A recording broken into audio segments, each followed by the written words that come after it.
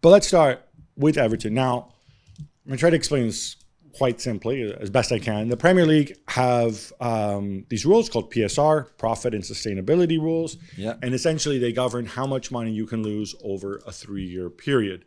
For the 3-year period that Everton got in trouble, which covers a season up to 21-22, so 19-20, 20-21, 21-22, Yeah. they could lose about 105 million over those 3 years. Yes. According to the Premier League, they ended up losing 124 million. I should also point out before people say, oh, COVID and this and that. Yeah, there's a whole bunch of exclusions, special accounting, special circumstances to take into account. So there's this discrepancy, and they've been docked 10 points. A lot of people are looking at this. Oh, well, first of all, Jules, on Everton, right? My take is I'm not an accountant. I haven't gone through it.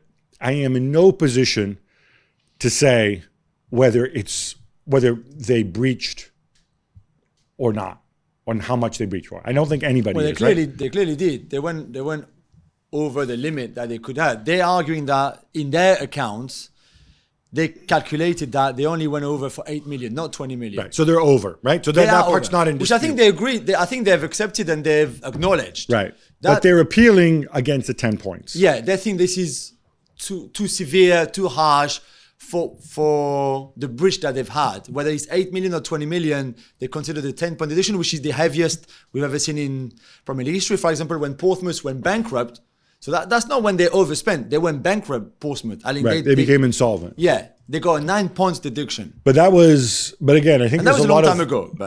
But also that was under different rules. Portsmouth didn't breach true. profit and sustainability rules. They breached rules on solvency.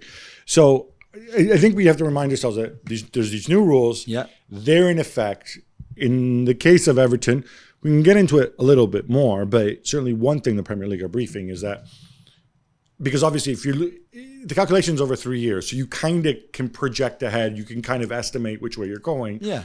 That time and again, Premier League said, hey, Everton, careful, you're going to go over, don't do this, don't do that. Transfer windows, your wedge bid is big, blah, blah, blah. And the point is they breached. But the broader question here is a lot of people are saying, oh, look, the Premier League, they're tough. They're flexing. Yeah. This doesn't bode well for Manchester City, who have 115 charges against them. And for Chelsea, who do not have charges against them, but are being investigated after they self-reported a whole bunch of illegal payments in the Roman Abramovich era. Yeah, that's right. And you will explain how different the City case is to this Everton one, which the Everton one is actually quite straightforward, right? This is how much you can spend. This is how much you spend. You spend too much. You were not allowed. This is the sanction that you're going to get, whether it's a fine, although it was an independent commission. So it's not the Premier League directly that sanctioned Everton. They name people to this commission. There was a panel. And the panel said, listen, we don't think that a financial fine, like just a normal fine, is enough when the club like Everton is supported by someone who with a lot of wealth. Basically, Farhad Moshiri, who spent 750 million pounds of his own money, because it's definitely all of Farhad Moshiri's money. It doesn't matter where it come from, but he spent a lot of money since he took over the club in 2016, 2017. Right.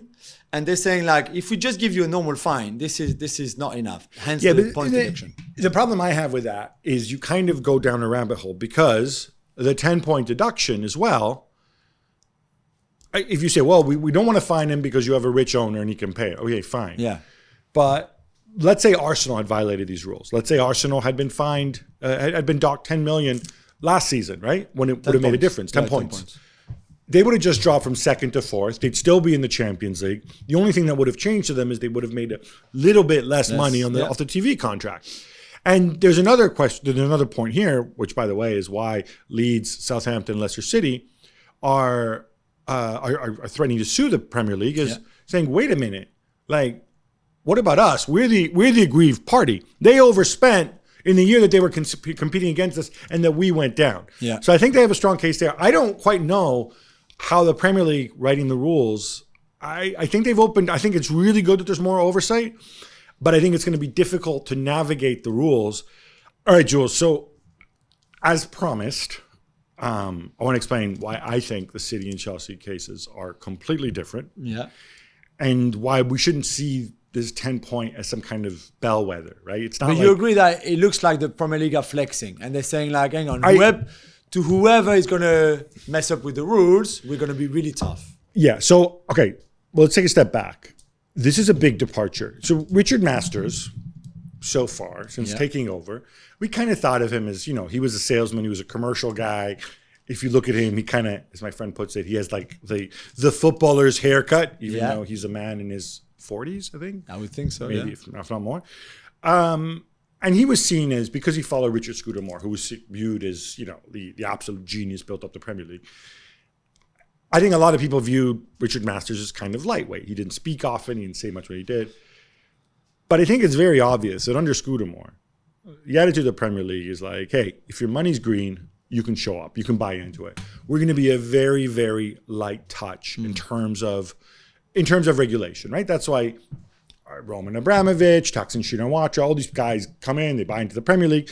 Nobody really cares where the money's from as long as you remain solvent, as long as you can pay.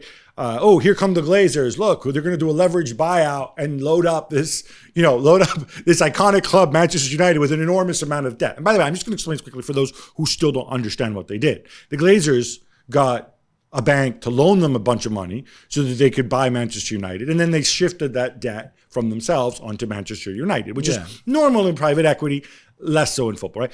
All this stuff happened under Scudamore. He didn't really care, right? No. As long as the investment he should have cared a bit more. And that's what a lot of people feel. Certainly United fans feel that way. I think now, though, things have changed a little bit. And I think they want more regulation. And the reason they want more regulation is, first and foremost, this idea of investment, look, we can sustain losses for a long time. I think they know that nobody normal can sustain losses for a long time, right? You know what? Not even Saudi Arabia or Qatar or Abu Dhabi. It's just not going to happen. So at some point, there's always a risk it's going to come crashing down. You have to turn these into real businesses to some degree. The other thing is, obviously, if a club becomes insolvent, then you can have a chain reaction. And the other thing is, and this is the problem with football, the Premier League is the most successful football league in the world, right? By far. Yeah. The most commercially successful as well. Yeah. And yet, as I pointed out before, in 8 of the last 10 years, they made an operating loss, which you realize how worse off everybody else is, right? Yeah. So at some point, you have to try to contain costs to keep making the business investable, right? People talk about franchise values. Oh, look, the value of Aston Villa is this much of value. It's completely meaningless unless somebody's willing to pay that amount, right? Yeah. And as we saw with Liverpool, as we saw with Manchester United, when they went up for sale, they wanted 8 billion, whatever, 4 billion, whatever the valuation was. Billion. They didn't get it. They did not get it, right? So you put these things together. So they want to have a better oversight. And they want to show that they can actually take action. Now, if you were really cynical, and I touched upon this before, I don't see why, I'm not an accountant, but I don't see why this is so freaking complicated that you couldn't have adjudicated this case last season. This Everton one, the City one or the Everton one? The Everton one. Okay. Everton's accounts closed on June 30th, 2022, right? Now, it might have taken some time for them to put them together, but even then, you're the Premier League, you're the independent panel. You can say, guys, accountants, nerds, get your calculators out and get us these early because we want to adjudicate this case by Christmas. Or we want to decide if we need to charge you by Christmas. Yeah. We want to have everything wrapped up. Because that would have been the fair thing to do. Yeah. Because Everton's breaches benefited Everton mostly last season. Yeah. And hurt those other 3 clubs. Yeah, to stay up, yeah. So I think one lesson learned here is change the rules whichever way you need to change them. But have it so that if you have a breach like this, in a case like this, that you can go and you can judge it straight away, right? Yeah. It always takes a long time, though, doesn't it? But it shouldn't. Your friends, the lawyers, it takes a long time. Of course. And it takes even longer if, in case of City, they try to go to high courts to stop things or whatever. But this is a very simple, straightforward. This is not a complicated case if you have the information in time. And you just say, listen, we have to have this. We have to have it because there's another legal concept, which is justice delayed is unfair to Leeds, to Southampton, to Everton, to Leicester, to everybody. Yeah, but there's a few hearings where you need to let that club prepare for it. For example, there was a hearing where Everton, there was something about the new stadium and the loan that you have to repay to the bank on the new. They thought that maybe you could put that in, that you could not put that in, all of that. Right. Well, I'm sorry. Then when the Everton nerd goes and he puts in his numbers, he's like, "Oh, can I put this in here? Let me call the Premier League nerd. Hey, Premier League nerd, can I put this in? Is this an allowable expense? Yes, no. What do the laws say?" And again, maybe the regulations aren't as clear as they should be. Other lawyers have argued that. Fine, make the regulations better. Yeah. But I don't think anybody's been helped by this. Sean Dyche hasn't been helped by this. No, certainly. Now, all this said, I think Everton are going to stay up. They're in a much better position this year than they would have been. So they went from 14th to 19th in the table, level on points with Burnley, who are bottom 20th, just better goal difference. Like they have -3, everybody else around them has -20 or something because they were there for a reason. And they're helped by the fact that Luton and Sheffield United, they look on paper, they look very, very weak teams because they haven't spent as much as other clubs that have come up. So this is a season where you might be able to stay up with 29, 30 points, right? Yeah. And also that overspending on the transfer window especially still benefits them now, right? Okay, they had to sell Richarlison and Gordon to make those accounts better, which I know they're big losses for them in terms of talent. But they were still, the players that they still bought a year ago, 18 months ago, 2 years ago, who are still here, we still help them this season not to go down. No question. So the reason the City case why is it different? Is with Everton, you're talking about an accounting breach, right? Everton's defense is, well, we accounted for these this way, and we think the punishment is too much, but we acknowledge that we breached. Yeah.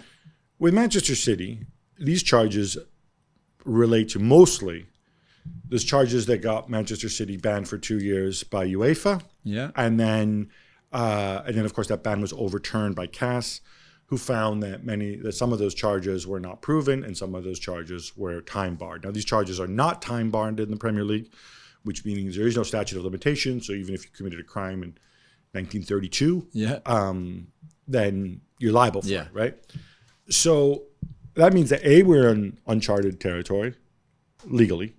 There is no previous jurisprudence for this. I mean, there isn't much for Everton, but there's even less in the City case. 2, what we're talking about effectively with City is Premier League charges relate to City supplying false information. This is a case of fraud. This is what they're accused of, right?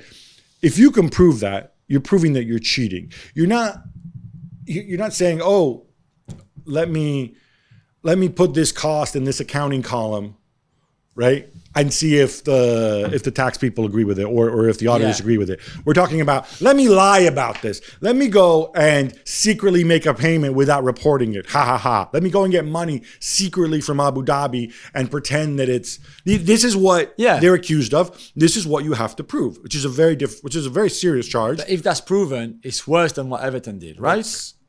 It is a lot worse, and it's a completely different type of crime. Yeah. So when people, even if they try to compare, if Everton get done 10 points for what they did, which is, like you said, a different offense, if City do worse, you would expect a worse punishment, even if it's a different style of breach than the Everton one. Yes, you would expect. I mean, it's hard to rank the two, but it's completely different, though. It just goes in a different. It goes in a different bucket. It goes in a different category. But yes. You would expect that. Yeah. You would also then, it would be, I mean, look, if all 115 charges are proven, it would be something so massive as well that you would be getting into other factors. Maybe even would they take into account what's good for the Premier League? Would it be good for the Premier League to relegate City? Yeah. Would it be better for the Premier League if they said, okay, City's owners, you guys pay a £1 billion fine, let's say, which gets distributed among the other clubs. I mean, I'm saying hypothetically, right? You get into such an extreme situation that I don't see how you can use Everton's case as any kind of benchmark. Yeah, right? I see what you mean. And this is a lot more complicated. This is going to get going. It's funny, and I go back to this. Pep Guardiola saying, I want this case resolved quickly. I want to know if they cheated so we can move on, up or down. like, you know what? If this is what you really want, the same way I told Klopp to go and speak to his bosses and his owners, Pep, you go speak to your owners. Tell the lawyers to stop getting injunctions, stop slowing things down, to cooperate, because that's another thing we've been charged with not cooperating. It's a different situation. With Chelsea, what I find interesting, we've touched upon this before. So Chelsea self-reported, and when Bowley and Clearlake bought the club, they did the due diligence, looked at the books and says, wait, this doesn't add up. We think there's some malfeasance here. We're not going to pay the full $2.5 billion. We're going to put $100 million aside for potential future fines and punishment, right? So they did that. They self-reported to UEFA. UEFA gave them a fine of, I think, 10 million euros. The thing with Chelsea is it fair if Chelsea made illegal payments and benefited from it? And again, we're not talking about the size of it or the impact. These are mostly payments to agents, but they're agents that would have come out of Chelsea's books, right? Exactly. If this was Roman Abramovich's Chelsea who did it, none of those people work at the club anymore. Is it fair to punish the club? But you said there's no time limit, right? In the Premier League rules. So what is a fair punishment for that? Do you dock Todd Bowley points? At which point Todd Bowley might have said, hey, why did I come forward and cooperate then? I had nothing to do with this. That's why we think that also Chelsea have done this in cooperation almost with the Premier League, saying, okay, we are going to give ourselves up to you, but don't be maybe too harsh in return and just fine us, even if it's a heavy fine. We'll take that instead of point deduction. I agree with you. However, you could also say that if Eden Hazard in the end went to Chelsea and not to Arsenal, because Arsenal didn't want to pay a dodgy commission to his agent, John Biko, which Chelsea and Abramovich were happy to do. It's not a dodgy commission, it's a big commission. It's a big commission, but in dodgy in the sense that it didn't it's come how out they from, paid it. Yeah, how they paid it. If proven, by the way. If proven, of course. Then Chelsea got the benefit of Eden Hazard. Well, here's the thing. For all those years and when they won all those trophies. Okay. So this is where you get into it, right? So Chelsea get the benefit of Eden Hazard for all those years, and they win trophies, right? They won the Europa League, they won the Premier League. Yeah. And so, maybe I revisit those titles. Maybe I take some of them away. But then do you also punish Chelsea? So it's one thing stripping titles from the past, which personally I don't care about because they've come and gone. But do you punish Chelsea now? Because Todd Bowley and Clearlake, they bought Chelsea thinking those trophies, again, we're in the hypothetical where they're found guilty, whatever, and we draw a direct line between us. They bought Chelsea thinking that those trophies were legitimately won, and they paid $2.5 billion. For that, Chelsea hadn't won anything. If their brand were worth less, for sure, Bowley would have paid less. Yeah. So I think when this fascinating thing where you publish the club as an entity versus punishing the owner. Yeah. And does an owner have to come with risk? You know.